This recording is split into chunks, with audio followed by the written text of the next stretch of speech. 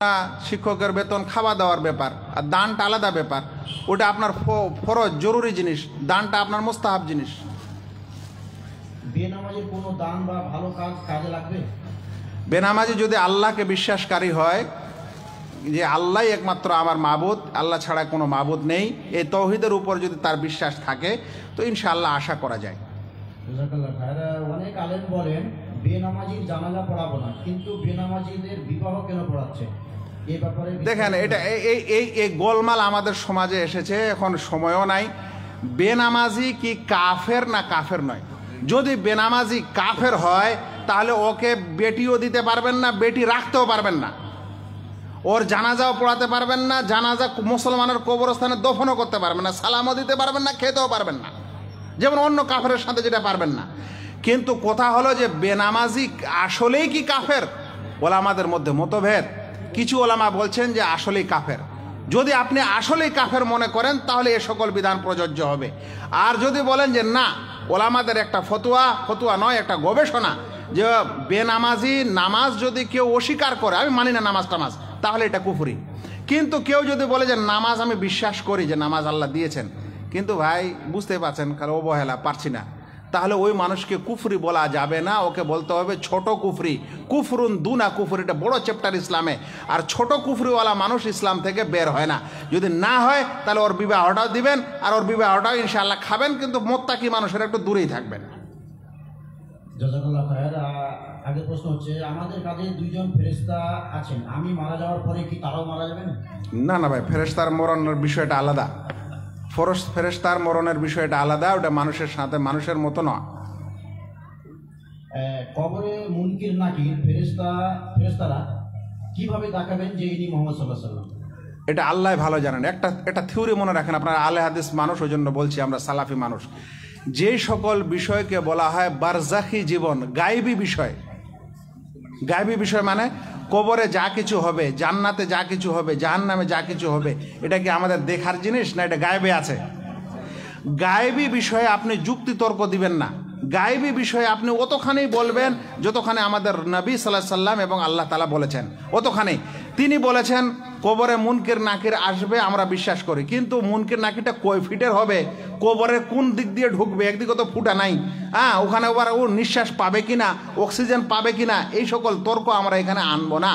তাই আল্লাহ রাসূল সাল্লাল্লাহু আলাইহি সাল্লামের সম্পর্কে এটা কথা বলবেন, তোমার রবকে, তোমার দিনকে, আর ইনিকে। ইনিকে, তো ইনিকে এটা কি? ইনি যখন আমরা বলছি ইনিকে, বলেন তো আপনার মাথায় মানে কি আসলো? ভাইরা, কবরে তিনটি প্রশ্ন করা হবে না? একটা হলো তোমার রবকে, রব মানে কি হলো? আল্লাহ। তোমাদের দিন কি, মানে তোমার ধর্ম কি ছিল? আর তৃতীয়টা বলবেন যে তোমাদের রসুলকে। এখন কেউ যদি রসুল শব্দটা না বলেন এরকম যে ইনিকে, তাহলে আমাদের মাথায় ইনি বলতে কি বোঝা গেল? আল্লাহ রসুল। তো ওখানে যখন বলবেন যে ইনি কে, তখন যারা মুমিন হবেন তাদের মাথায় চট করে আসবে যে ইনি আমাদের রসুল সাল্লাল্লাহু আলাইহি সাল্লাম। কিংবা আল্লাহ রসুল সাল্লাল্লাহু আলাইহি সাল্লামের ছবি দেখানো হবে। আল্লাহ রসুল সাল্লাল্লাহু আলাইহি সাল্লাম যখন বাইতুল মকদেস থেকে ফিরে এসেছিলেন তখন টিভি কিছু হয়নি, আর এই স্মার্টফোন ছিল না। কাফেররা ধরে ফেলেছে, গেছে বলে বাইতুল মকদেস, বলে তো বাইতুল মকদেস কেমন, আর বিপাকে পড়া বিষয়। আল্লাহ রসুল তখন খুবই পরেশান। আল্লাহ তাআলা বলছেন কোনো সমস্যা নাই মুহাম্মদ, এই স্ক্রিনে যেমন আমরা দেখছি টেলিভিশনে, আমি এখানে আছি, ওখান থেকে চারিদিকে দেখছেন, স্ক্রিনে বাইতুল মকদেসকে আল্লাহ তাআলা সামনে পেশ করে দিয়েছেন ফটো। এখন আল্লাহ রসুল বলছে, এই বাইতুল মকদেসের এই এতটা পিলার আছে, ওইদিকে এতখানি, এদিকে এতখানি, বা তো কবরেও যদি আল্লাহ তাআলা ওটা করে দিতে চান তো আমাদের কি সমস্যা? এই জন্য যুক্তি তর্কে যাবেন না। এটা হয়েছে মুমিন মানুষেরা আল্লাহ তাআলা কিভাবে তার ক্ষমতা দিবেন, এটা আল্লাহ তাআলাই ভালো জানেন। জি। মানুষকে মাটি দেওয়ার পর কতক্ষণ থাকতে হবে? মানুষকে মাটি দেওয়ার পর,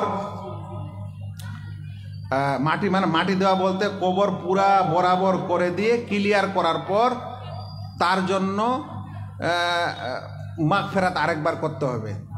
আল্লাহ রাসূল সাল্লাল্লাহু আলাইহি ওয়াসাল্লাম বলেছেন, ইস্তাগফিরু লিআখিকুম, তোমাদের ভাইয়ের জন্য এই সময় এখন ক্ষমা চাও। তাই আপনি আল্লাহর কাছে দোয়া করেন, আল্লাহ একে ক্ষমা করো, ফেরেশতার জবাবে অবিচল রাখো, এতটুকু 2-3 মিনিট আপনি রাখবেন।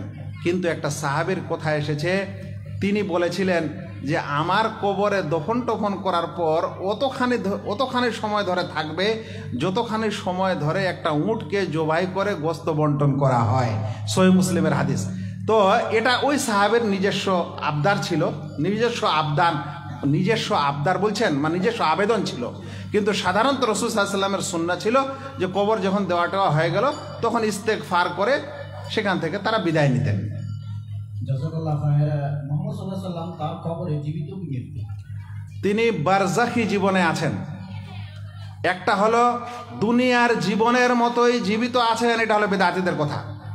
এটা হলো কবর মাজারিদের কথা, যে দুনিয়ার জীবিতর মতোই জীবিত আছেন। ওদের কথা শুনলে এখন হাসি বের হবে, আপনাদের তাজ্জবে পড়বেন। ওরা বলছে দুনিয়ার জীবনের চাইতো বেশি শক্তিশালী জীবনে আছে।